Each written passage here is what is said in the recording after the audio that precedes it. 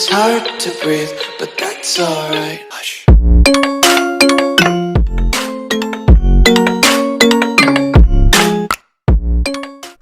Yo guys, your Goalkeeper here with another video. In this video guys, I'm going to be helping you make the best 90 rated keeper build in FIFA 20 Pro clubs.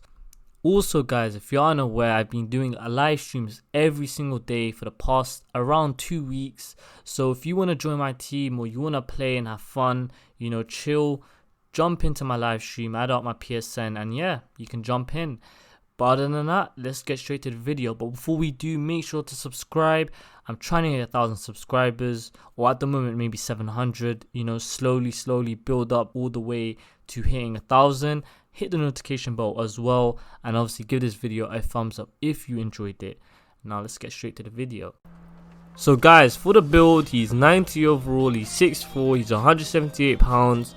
Now for the pace and the goalkeeping within the play growth, it's 91 and 52. So that's for the goalkeeping, that's really nice, and the pace, which is 52, is also really good, especially as a keeper. Now the reason I didn't want to increase his weight is because if I increase it too much, his pace will go down, and obviously you will have better goalkeeping. However, I'd rather have pace in this situation, and for being 6'4", obviously you have more it's always good to be tall as a keeper, so your distance, let's say they do top bins, obviously there's a higher chance of you saving it if you're taller rather than being shorter. And obviously it's just, I feel like 6'4" is the best height in my opinion. But obviously some of you guys might prefer 6'2", or lower, or maybe higher, which is 6'6" or 6'5". It's all down to what you guys think is the best height in your opinion. So you can obviously change the build, but I'm going to go through this build very quickly and show you what I've done.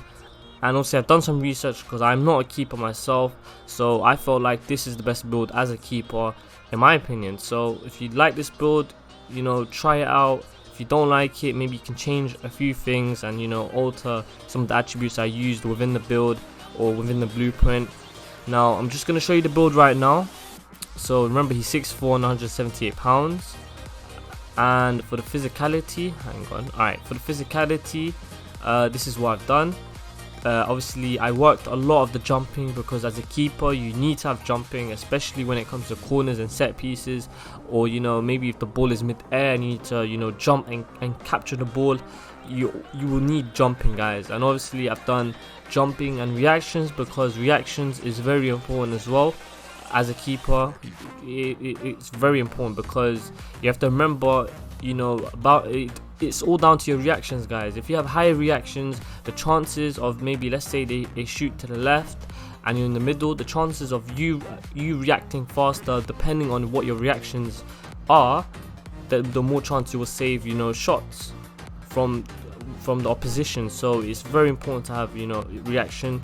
So I would obviously want to improve reaction and more, but that's all you can get. You can only increase your reactions by 1. And obviously I don't mind improving my jumping, but it's not worth taking down your reactions by 2, which you obviously need as a keeper. So that is exactly what I've done, and I didn't want to use the jumping here because I have to obviously use 4 skill points and then the 5th one for the jumping. So that's the physicality. Also guys, if I go too fast and maybe you're a bit slow when it comes to you're going a bit slow, then you can obviously pause the video and go at your own pace. Now for the defending, this is what I've done. I had some skill points, and I felt like there's gonna be certain situations where you need to obviously do some slide and stand tacklings. I don't know if it actually contributes to you using your legs to protect the ball, protect the goal. So I'm not too sure, but I feel like maybe there's gonna be a certain situation where you need to have a bit of stand tackling and slide tackling. Now for the dribbling, why I've done this. I've done this because you need that agility and balance. I had to get as much agility as possible, because changing directions as a keeper is very important, because you need to it's all about movement and positioning. So if you can't change directions fast enough, you will concede goals. Now that applies for balance. Balance is very important as a keeper, but everything else like ball control, attack positioning and dribbling is not important. So obviously I didn't max out the whole dribbling section. I only maxed out the areas where you need the balance and the agility. So that's the dribbling player traits. Now for the passing, I did nothing. Obviously some people love to use passing for keepers, but in terms of using skill points on the obviously passing for the player traits, but obviously I didn't do it because I felt like it won't make a difference. Like, what's the difference between having 57 long passing and 50 long passing? Like, it's still bad. Like, let's say, okay, if it was like 80 and 87, that's a big difference, but 50 and 57 is still awful. That's still trash. So it's no point, you know, just improving the passing when it's still in the 50s. It doesn't make a difference. So I felt like there's no point. Now for the shooting, I did nothing. I was actually planning on maybe putting weak foot, but I realized that first of all it's not worth all those skill points, and I felt like I was looking online and, you know, doing some research, and some people were saying like weak foot is not important, because I felt like, let's say you want to kick the ball with let's say your weak foot is your left foot. I feel like you know, maybe before obviously I did my research, I felt like, you know, if you kick it, maybe the ball will go off or something like that, you know what I mean? So I felt like maybe it was a bit important, but it's just not important from what people are saying online. So I just didn't use any weak foot. And obviously it's not worth the skill points. Like, you're gonna have to spend a lot of skill points just to get weak foot, so it's no point. Now for the pace, obviously I'm gonna max out everything because pace is very important. Let's say it's a one-on-one situation where a player is legit about to shoot and he's running really fast. If you're fast enough, you can maybe put him off, you know, put him off, and his composure might, you know, not be there for that situation. Or maybe, you know, you could be fast enough to, you know, take the ball off him. It's all down to pace. So pace is very important, and there's a lot of situations where pace is very important. So let's say, you know, he cut-ins and you need to, you know, move a bit to the left. Let's say he's gonna shoot in the left side and you have to move to the left. You know, pace is very important, and agility. So that's why I maxed out all his pace. Some people don't do that, but obviously that's their decision. So if you guys don't want to do that, you can obviously change up the build to your liking.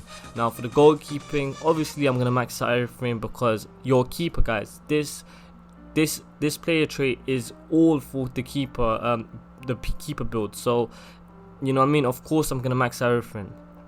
He's got 90 reflexes, 92 positioning, 92 kicking, 93 handling, and 88 diving. I'm not gonna lie to you, if I increase this weight, his handling, kicking, and I'm assuming his diving would increase, but I just felt like, you know, you need pace and you need a bit of reflexes. So yeah, that's the build. Hopefully this build helped you in making maybe you're new to obviously being a keeper, or maybe you don't like the build you're using. Hopefully this build will help you as a keeper. I'm going to be making more videos very soon, so make sure, you know, to subscribe, give this video a thumbs up, and obviously comment down below your opinions towards this video. And guys, I've been doing a lot of live streams, so if you want to get involved and, you know, play with me, and, you know, around I do live streams around 7, after 7, you know, just jump in, add my PSN, and yeah, request to join a club, obviously if there's space. Now I'm gonna end the video, so bye guys.